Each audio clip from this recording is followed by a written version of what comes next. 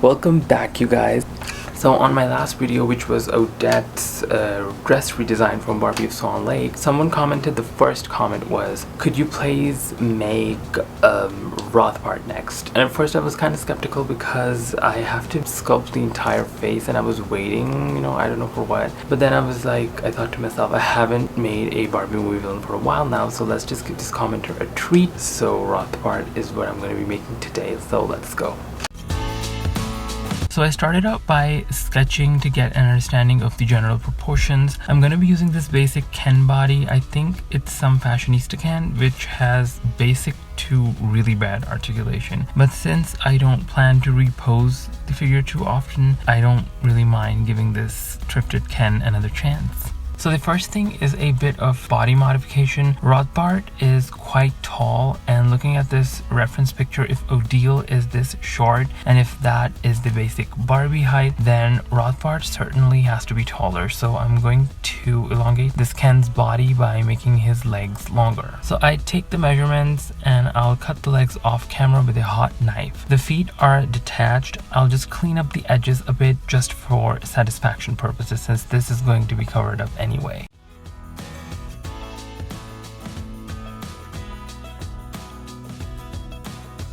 The legs are of course hollow. I will fill them with small pieces of paper and then I'll add hot glue on top of that, and then I'll put a sturdy wire in both the holes and then let it dry. Then I will do the same thing with the feet. Then I'll attach them together with super glue and fill the area with hot glue so that it's stronger.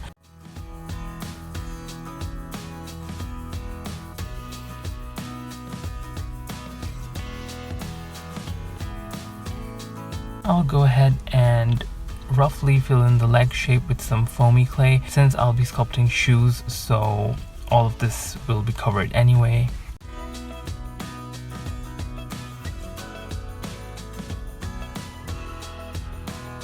Time for the head and face sculpt. I'll be sculpting Rothbard's face from scratch, so I'll cut this face mold off, but I'll keep the neck part, on which I will build an armature on which I will sculpt the face so that it can be reattached to the body and have some movement as well. I've learned this method from another doll customizing channel. His name is Atkin.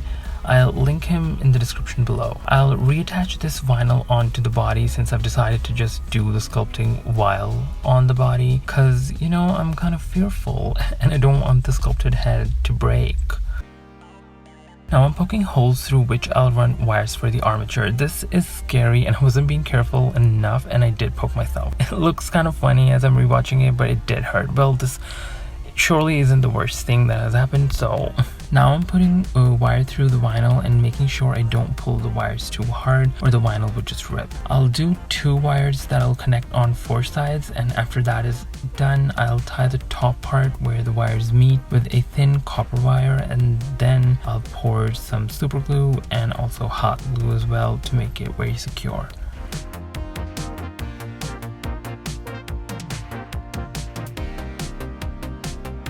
After that is done, I'll place foamy clay on the top and 4 sides so that the armature has some body on which I can sculpt with the other clay later on. So now, until the clay dries, I'll work on the fabrics.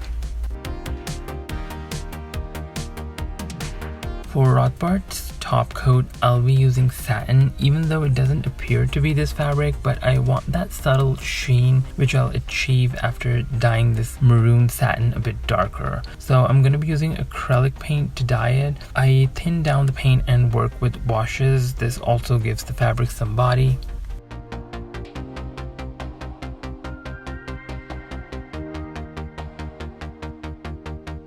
So the satin pieces have dried and the head armature is also ready. So I'm gonna be using cold porcelain clay, which I've made. This will be the second time using this clay. First time was when I made Fungus Maximus. You should go watch that video. Usually people use the very popular 2-part epoxy clay, but since it's not available where I live and ordering it online is way over my budget, so I'll be using it until I hit the jackpot, you know. Warming up the clay before working is crucial. It prevents cracking while the clay dries. Now this clay can behave wonderfully if it is made right, and that only comes with experience. I've made this clay till now up to 8 or 9 times, I'd say, which is not a lot, but I've been gathering experience all this while, so I've become somewhat better, I guess. So this is like my second time ever sculpting a face out of clay. First was fungus. It is sort of a daunting part of the whole customization process, but the love of customizing dolls makes me want to keep doing it and keep getting better, so that I can bring my ideas to life later in time. Okay, so back to the face. I use cold cream to shape the clay more smoothly and also to not let it dry while I'm working, since this is air dry clay, so it starts as soon as it's exposed.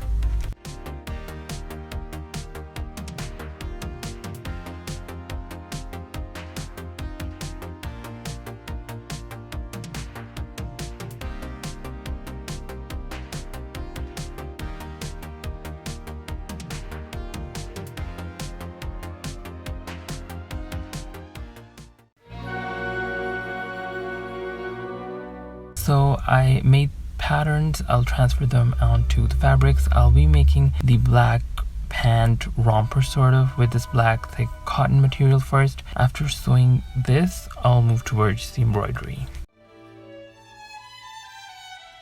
Fabrics like this are so nice to work with. Honestly, I really don't like to work with slippery fabrics, but that's one thing that I have to use the most. But thankfully, I have some experience now, so it's not as bad as when I started.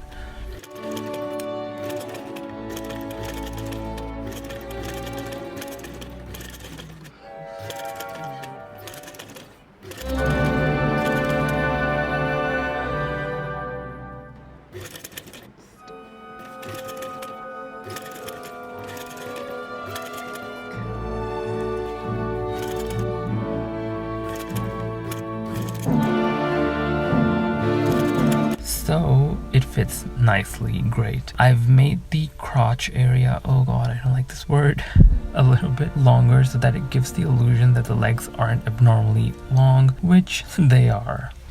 Now I'll sew the coat outer parts, but I'll leave the sleeves open because they need to be embroidered. I've placed organza on the embroidery area of the sleeves with water soluble fabric. Same with the neckline collar thingy, organza at the back so that I can hand embroider. I've also drawn the pattern on the back side. Okay, hand embroidery takes forever to do, and it's funny how the video format makes it look fast and easy.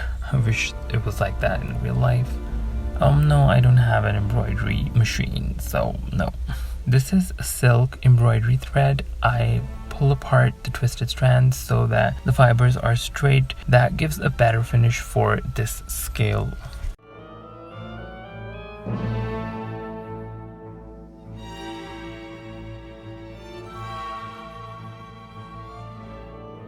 I sketched the pattern on the sleeves, then before starting thread work, I painted the surrounding space of the shapes black as it is on Rothbard's coat. Again, I used thinner washes of acrylic paint. Both sleeves took 2 days to finish, not to mention, but I worked on turbo for this.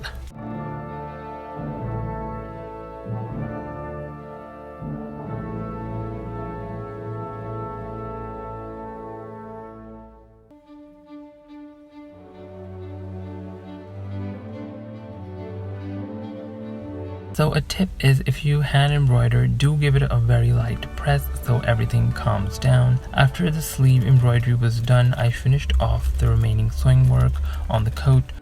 I sewed the lining separately, then attached it to the coat.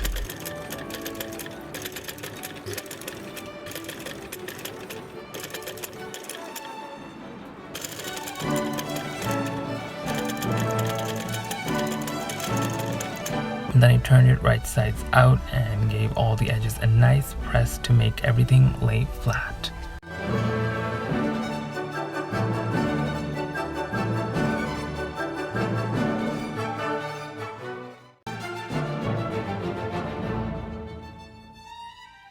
Now I'll sew together the embroidered neckline and the high neck pieces together.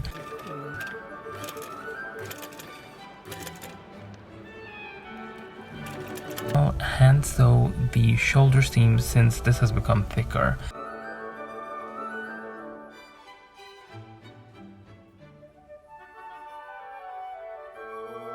This collar thing is almost finished. I will first hand serge the outer edges, then I'll finish it up with embroidery thread to give it a clean, nice finished edge.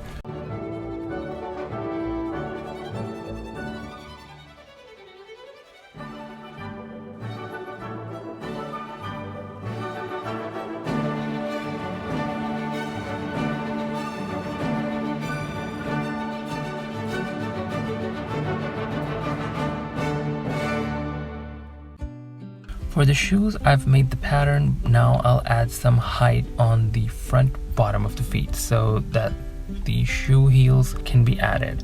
I'll be using foamy clay to fill the shape of the shoes. Then on top I'll put the shoe pattern, also made out of foamy clay, and shape it to look like shoes.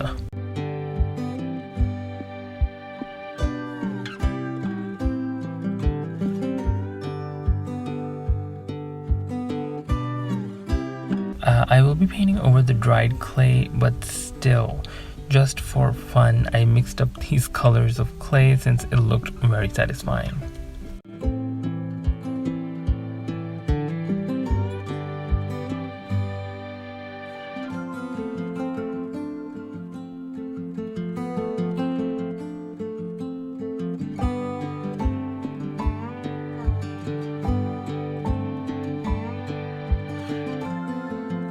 I wanted the shoes to have a suede leather feel, so I made some flocking out of embroidery thread and glued it on top of the shoes, and after it dried I applied a layer of acrylic paints mixed with some white glue to give the shoes a nice finish.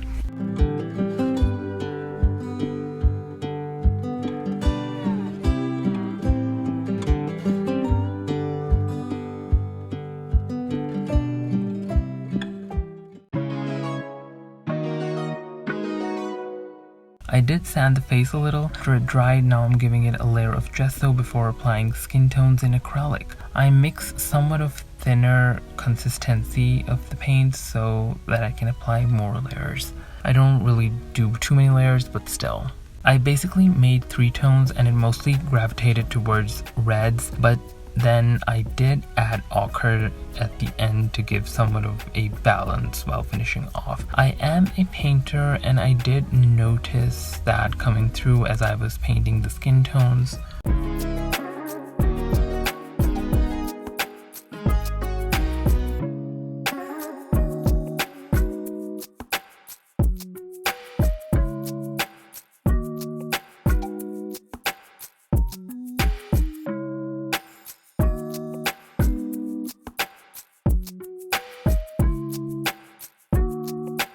I sketch the eyes with a 3H pencil and then proceed with the layers of acrylic. I try to use just 3 or 4 tones for the eyes just to stay a bit minimal, which I've grown to love over time.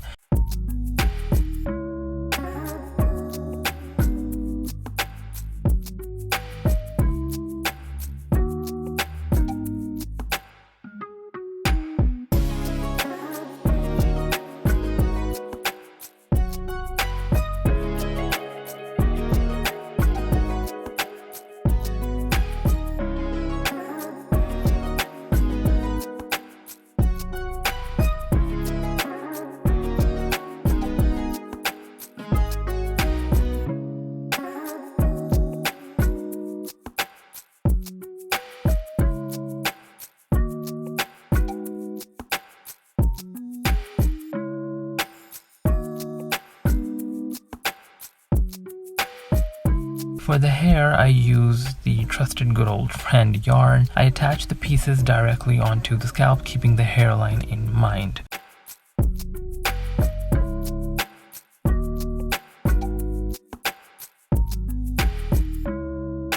He kind of looks like someone, I can't think of it right now. I use the same yarn for his facial hair, applying it with glue and controlled tapping motions with this rat tail comb. Okay, now, barbershop visit.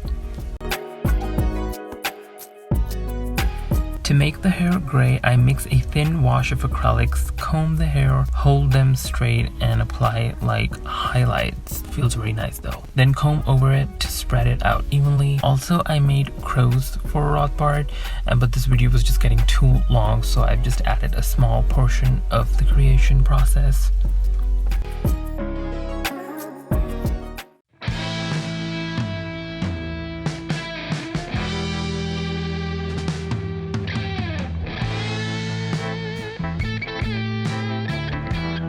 This project went way beyond its deadline, but I'm grateful that I was able to make Rothbard, because who doesn't love Swan Lake? Share your thoughts in the comments if you can, if you like the process, the end result. And for the next video, I have a character coming from Barbie and the Diamond Castle, so stay tuned. And thank you so much for watching, and I will see you very soon in my next one. Peace.